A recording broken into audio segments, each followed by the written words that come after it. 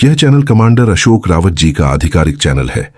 हम सब कर्मचारी साथी यहां केवल उनकी आवाज आप तक पहुंचाने का काम करते हैं। कमांडर साहब का यही कहना है कि अगर आप सच्चे पेंशनधारी साथी हैं तो चैनल को सब्सक्राइब, लाइक और शेयर जरूर करें, क्योंकि यही वह मंच है जहां से हमारी आवाज सरकार तक पहुंचती है। तो चलिए साथियों, कमांडर अशोक जी के साथ मिलकर अपनी मांगों की लड़ाई को आगे बढ़ाते हैं। आपने इस चैनल को सब्सक्राइब नहीं किया है तो इस चैनल को जल्दी सब्सक्राइब कर लें। नमस्कार दोस्तों, मैं हूं रवीश कुमार और आप देख रहे हैं इंडिया नाउ। दोस्तों, यह मेरा नया चैनल है जहां मैं आपको पेंशन और कर्मचारियों से जुड़ी हर वो बड़ी और सटीक खबर दूंगा जो आपके लिए सबसे ज्यादा मायने रखती है। अगर आपने अभी तक इस चैनल को सब्सक्राइब नहीं किया है तो तुरंत कर लीजिए, क्योंकि आज की यह जानकारी आपके चेहरे पर मुस्कान लाने वाली है और आपके भविष्य की दिशा बदल सकती है। साल 2025 भारत के करोड़ों पेंशन धारकों और कर्मचारियों के लिए एक ऐतिहासिक साल बनने जा रहा है।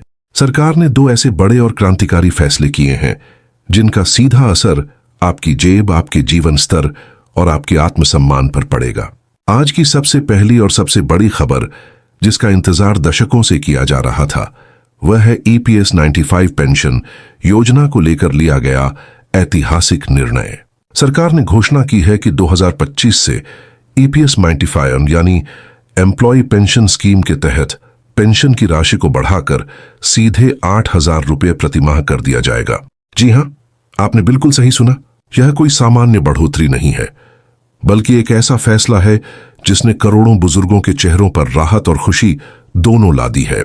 अब सवाल है कि यह पेंशन बढ़ोतरी लागू कैसे होगी, किन लोगों को इसका लाभ मिलेगा और पुराने सिस्टम में क्या कमियां थीं जिनकी वजह से यह सुधार जरूरी हो गया था। इन सब बातों को हम विस्तार से समझेंगे, लेकिन पहले जानते हैं कि यह फैसला इतना बड़ा क्यों माना जा रहा है। कर्मचारी भविष्य निधि संगठन यानी EPFO ने 1995 में इस पेंशन योजना की शुरुआत की थी ताकि सेवानिवृत्त कर्मचारियों को नियमित आय मिल सके। यह योजना उनके लिए सहारा थी जब उनकी कमाई बंद हो जाती थी। कर्मचारी और नियोक्ता दोनों के योगदान से यह पेंशन फंड तैयार होता है।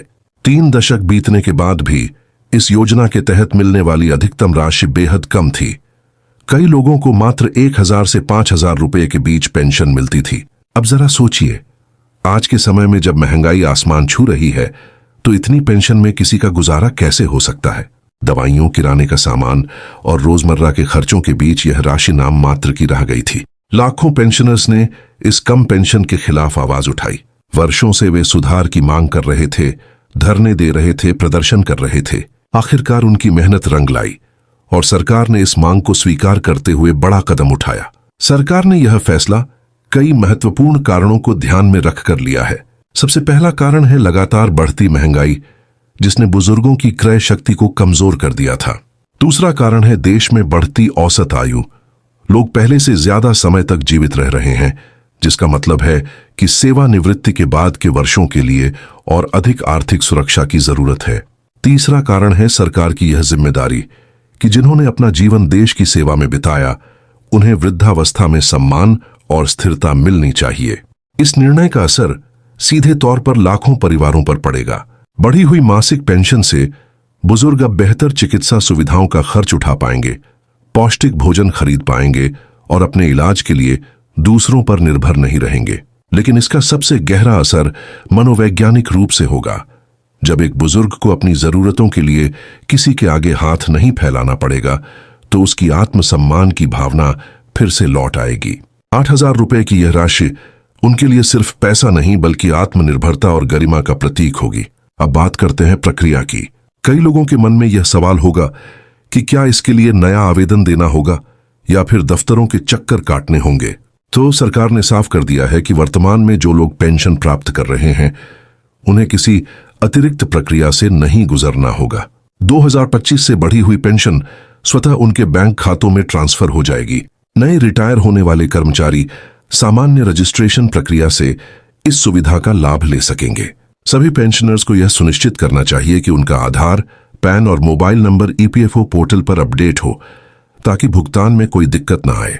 यह बढ़ोतरी सिर्फ बुजुर्गों की सहायता नहीं बल्कि भारत की सामाजिक सुरक्षा प्रणाली को मजबूत करने वाला कदम है। यह उन सभी नागरिकों के लिए राहत की सांस है जो वर्षों से सम्मानजनक सेवानिवृत्ति का इंतजार कर रहे थे। इसके लागू होने से न केवल पेंशनर्स को लाभ मिलेगा, बल्कि फॉर्मल सेक्टर में काम करने वाले कर्मचारियों की भागीदारी भी बढ़ेगी, क्योंकि उन्हें पता होगा कि सेवानिवृत्ति के बाद उन्हें पर्याप्त सुरक्षा मिलेगी। हालांकि इस बदलाव के साथ कुछ चुनौतियां भी हैं। सबसे बड़ी चुनौती होगी पेंशन फंड की स्थिरता। इतनी बड़ी राशि देने के लिए सरकार को अपने निवेश ढांचे को और मजबूत करना होगा। धोखाधड़ी रोकने और सही लाभार्थियों तक पैसा समय पर पहुंचाने के लिए एक सटीक निगरानी प्रणाली की भी जरूरत पड़ेगी। लेकिन अगर यह सब योजनाबद्ध तरीके से लागू किया गया तो यह फैसला भारत के सामाजिक कल्याण के इतिहास में मील का पत्थर बन जाएगा। अब आते हैं दूसरी बड़ी खबर पर, जो वर्तमान कर्मचारियों से जुड़ी है। भारत सरकार अपने कर्मचारियों के लिए भविष्य निधि प्रणाली को और आधुनिक बना रही है। ईपीएफओ को पूरी तरह से नई तकनीक के साथ अपग्रेड किया जा रहा है, ताकि देश भर के करोड़ों कर्मचारियों के लिए प्रक्रिया और भी सरल हो सके। इस नई प्रणाली का नाम है ईपीएफओ 3। यह कोई सामान्य सॉफ्टवेयर अपडेट नहीं, बल्कि एक तकनीकी क्रांति है जो आपके अपने पैसे तक पहुंच को पूरी तरह बदल देगी।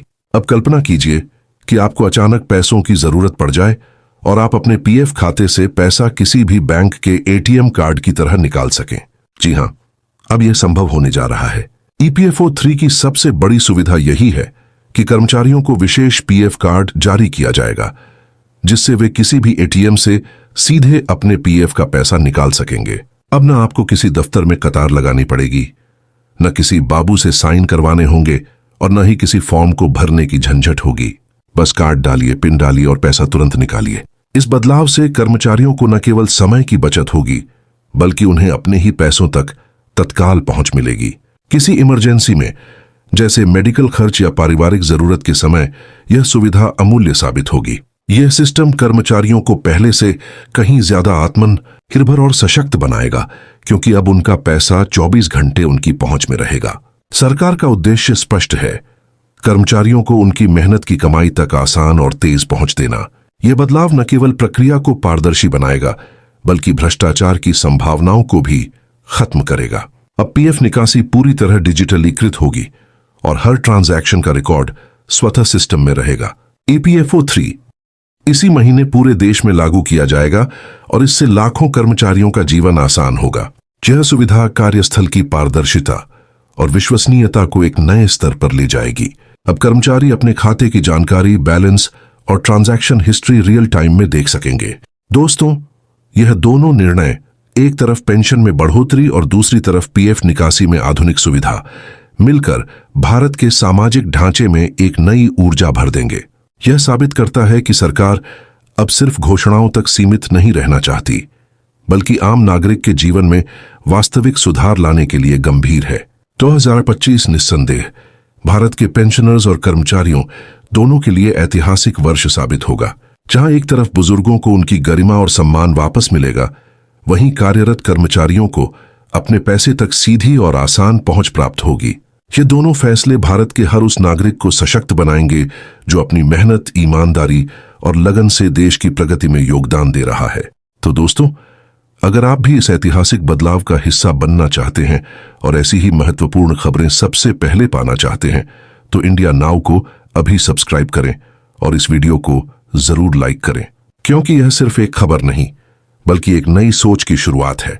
एक ऐसा भारत जहां हर कर्मचारी और हर बुजुर्ग अपने अधिकार और सम्मान के साथ जीवन जी सके।